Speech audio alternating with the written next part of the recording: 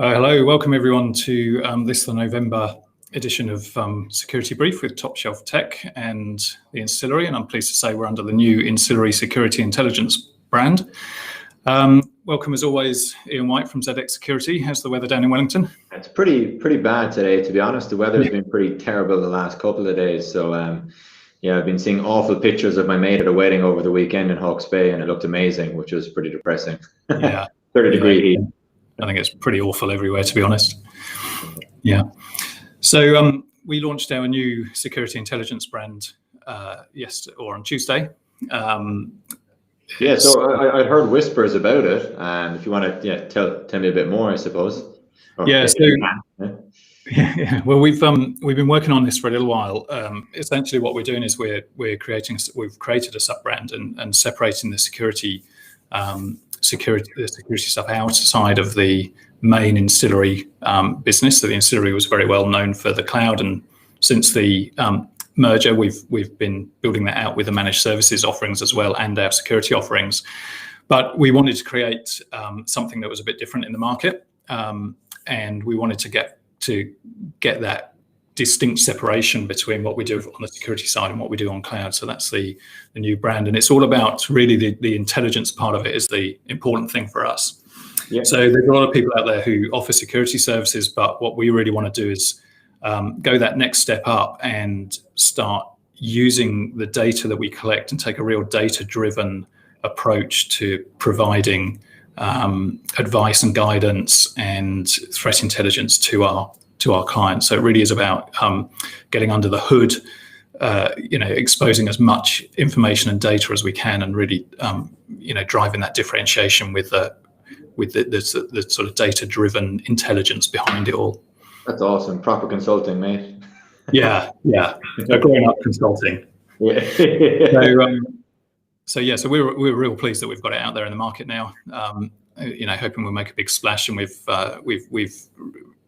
redesigned a lot of our products to we've retooled our SOC, for instance, and we've gone for a lot of real top right type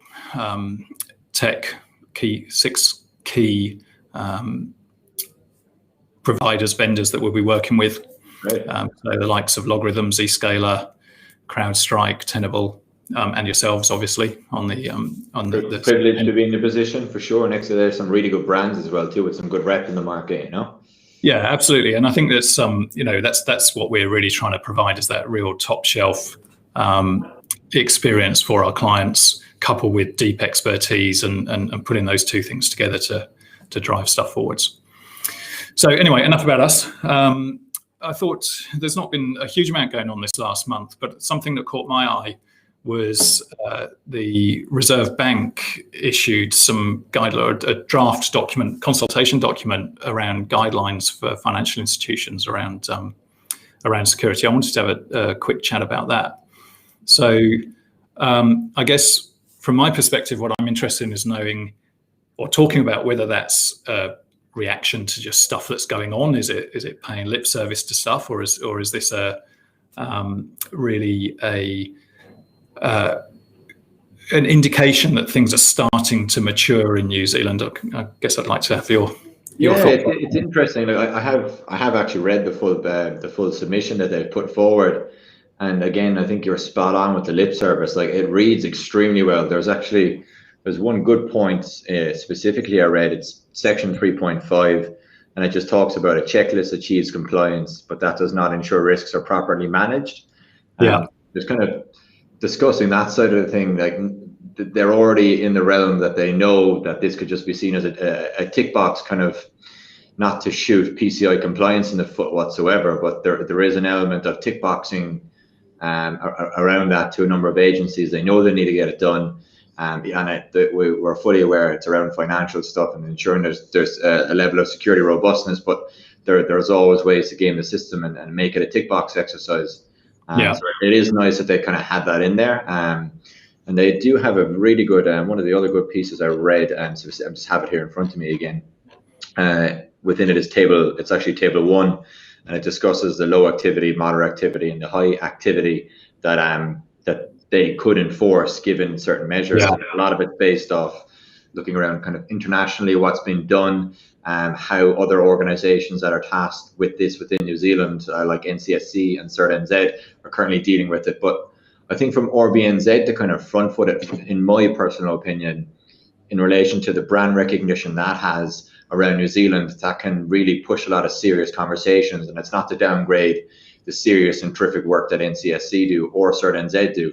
Their brand, in my opinion, is nowhere near as big or as well known to the common folk outside security than like what the Reserve Bank is. So being an independent entity as well too, and having the remit, if they were so far to get to the end goal of getting up to that level 3 of where they see, which would be mandatory pen testing, which in my point of view is a great thing because it's more money for me. I'm not gonna, that's me putting my hand up and discussing my conflict of interest. But no, I definitely do think it's a good thing, because there's so much other industries that kind of posture and say they're going to go down the regulation route.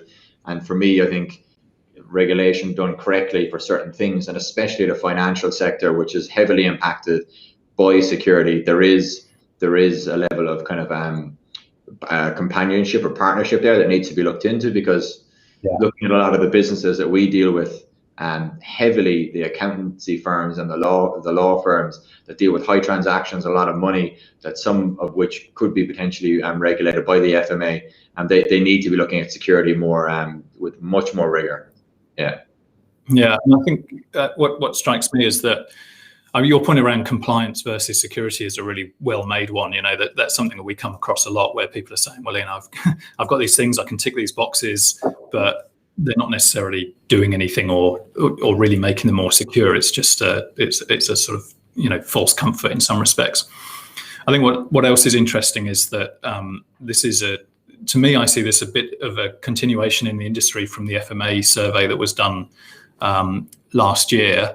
I don't know if you're aware of that, but FMA surveyed a number of their, I think it was about 100 financial institutions against the NIST framework, and released those back into the industry as a whole as a sort of survey results. And you know, from that, which was starting to get people to focus on security within finance and beyond the PCI compliance and that kind of stuff, and then to this from the Reserve Bank now, it does show that there seems to be more of a movement within the financial services industries towards proper security. Yeah, I guess I wonder whether that's something that we'll see coming through in other industry sectors as well. Yeah, I definitely like to see it in some specific industries. Like one of the good things that this submission notes as well too is that the last thing RBNZ would want to do would be to template stuff, because they understand that templating stuff isn't accurate for like businesses, even though many of them would be working within the financial sector. Some of them have significantly different risk postures to other ones, or specific mitigation controls that other ones wouldn't need, or other ones could ignore, or other ones need to take more seriously. So I did really enjoy that there is definitely a pragmatic approach taken to that submission. And I think that goes as far as well too, in my opinion, as the industry as a whole, like looking at specific categories, there is certain businesses that definitely need heavier resilience in relation to a security point of view than other businesses that, in my opinion, and it's whether it's ZX Security or it's a competitor of ours, do need really continuously solid pen testing to make sure that their systems are robust, because if something significant did happen, like I know there's critical infrastructure in New Zealand, but they need to be taken care of for sure from independent bodies.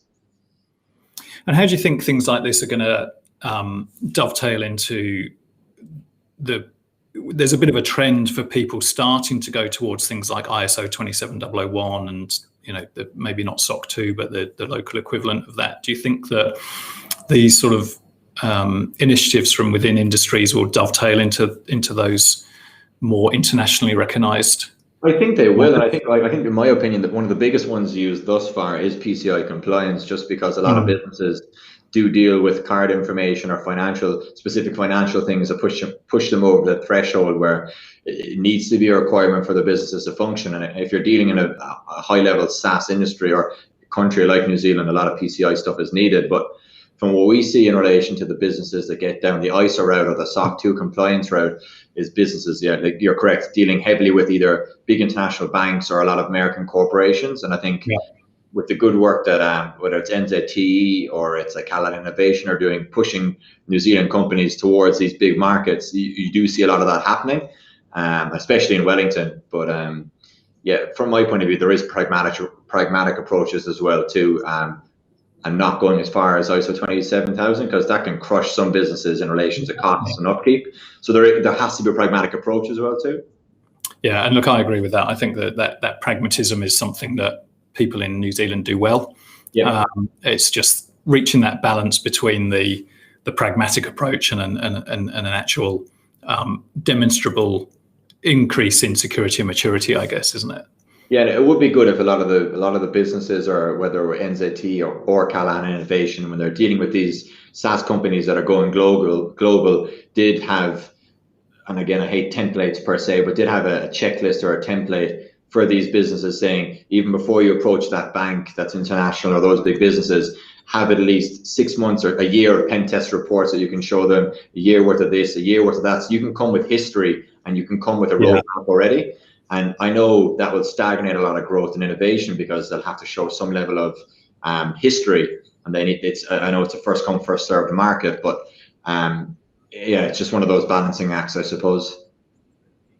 Yeah, and I think I don't want to spend too much time talking about this, because a lot of people might not find this particularly interesting for that kind of standards-led conversation. But I think the other thing that I'd say around this is that a lot of it is around those bigger organizations pulling the smaller ones up. So I say this quite a lot when I talk to clients here, that New Zealand's relatively small and relatively immature as far as security goes. And part of that, I believe, is because we don't have those massive organizations that spend billions of dollars on security and drag the baseline up for everyone else. So maybe things like this kind of initiative from the Reserve Bank might help to give someone a kind of older brother that the smaller companies can look at and say, well, look, that's what they're doing. Can we adopt some of that and generally help to pull things up across all the organisations in New Zealand?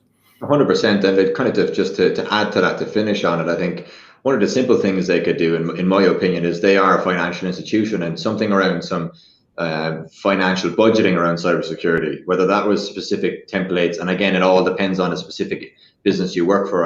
I'm fully aware, and each one should have different budgets depending, but understanding how to bake security into costs for projections would be, even for project managers, would be a huge thing. For government agencies or big private companies, that would be a great start.